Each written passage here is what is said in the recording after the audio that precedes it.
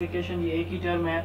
उसके बाद infusion, infusion हम कहते हैं कि कैरियर एजुकेशन को करिकुलम के अंदर शामिल करना, यानी मुख्तलिफ कैरियर गोल्स होते हैं ना, उनको हम स्कूल करिकुलम में शामिल कर देते हैं। ये इन्फ्यूजन एजुकेशन कहलाती है। पहले चैप्टर में आपने पढ़ी थी इंटर्नशिप। इंटर्नशिप एक ऐसी ट्रेनिंग प्रोग्राम है जिसमें हैंड्स ऑन एक्सपीरियंसेस होते हैं, ठीक है। One on one relationship that provides hands on learning in the area of student career interest, ठीक है, यानी डायरेक्ट लर्निंग एक्सपीरियंस। इसको हम कहते हैं कि इंटर्नशिप में स्टूडेंट क्या करते हैं, डायरेक्ट जो है ना अपनी किसी भी प्रोफेशन या कैरियर से रिलेटेड डायरेक्ट खुद जो है वो एक्सपीरियंसेस गेन करते हैं। अप्रेंटिसशिप किसी की शागिर्दी में आना, कोई भी काम आप देखें ना, ये जितने भी छोटे मोटे जो एवरीडे लाइफ की जो जितनी भी एक्टिविटीज़ होती हैं, गाड़ी का मैकेनिक हो गया, कोई रंग साज है, कोई पेंटर है, तो उसमें उनके पास जो है ना वो जो लोग सीखने जाते हैं तो वो काफ़ी अरसा उनकी शागिर्दगी में रहते हैं। वो जो शागिर्दी में रहना ये अप्रेंटिसशिप कहलाता है। इन अर्ली कैरियर स्टेज, हर कैरियर स्टार्ट करने से पहले आपको कोई ना कोई उस्ताद चाहिए होता है। Students can participate in structured work oriented training programme, ठीक है, किसी भी जगह पे, और साथ साथ बहुत सारे लोग पढ़ भी रहे होते हैं और इस तरह की वर्कशॉप पे काम भी सीख रहे होते हैं। इसको अप्रेंटिसशिप हम बोलते हैं।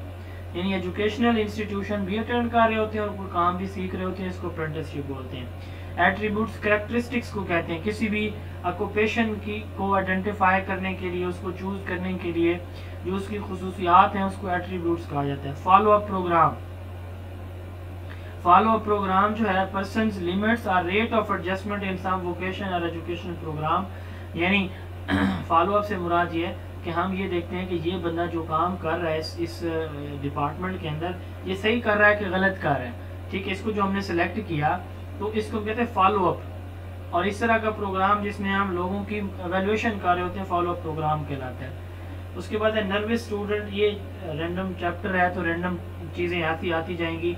तो follow up programme, person restless, confused, unable to concentrate, यानी हमारे जो बच्चे जो जिनको रेस्ट नहीं होता, जो कंफ्यूजन का शिकार होते हैं, कंसंट्रेशन नहीं कर पाते, उनको हम नर्वस स्टूडेंट बोलते हैं। उसके बाद है प्रॉब्लमेटिक स्टूडेंट, ऐसे स्टूडेंट जिनके प्रॉब्लम सॉल्व नहीं होते, अनरिजॉल्व प्रॉब्लम होते हैं, हम उनको प्रॉब्लमेटिक स्टूडेंट बोलते हैं। स्ट्रेस, ऐसी टेंशन जो लॉन्गर ड्यूरेशन तक रहती है उसको हम स्ट्रेस बोलते हैं। न्यूरोसिस, एक बंदा जो है ना उसको दिमागी मसला है, ठीक है, तो वो तो उसको हम कहते हैं कि मेंटल प्रॉब्लम्स हैं।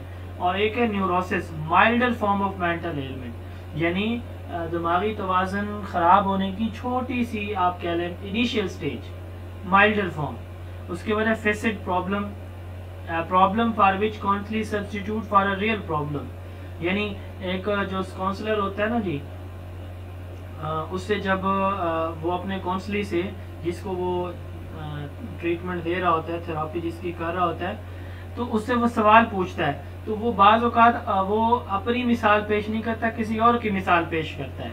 मिसाल के तौर पर एक बच्चा है जी, उससे कोई गलती हो जाए ना तो वो अम्मी से पूछेगा, अम्मी अच्छा अगर हमारे घर की प्याली जो है वो किसी छोटे का नाम ले लेगा, वो तोड़ दे तो उसको क्या सज़ा मिलेगी। अब देखें उसने प्रॉब्लम तो वो बता रहा है लेकिन कसूरवार किसी और को कि अगर वो तोड़ दे तो क्या होगी, ये जानने के लिए कि उसकी सजा ये होगी तो मेरे लिए भी वही होगी। तो इस तरह के प्रॉब्लम्स को हम फेसिड प्रॉब्लम कहते हैं। आइसोलेट, ऐसे बच्चे जिनको ग्रुप एक्टिविटीज में दूसरे बच्चे चूज नहीं करते, छोड़ देते हैं, उसको हम आइसोलेट चाइल्ड बोलते हैं। अच्छा जी, उसके बाद है जी early childhood education, ECE education.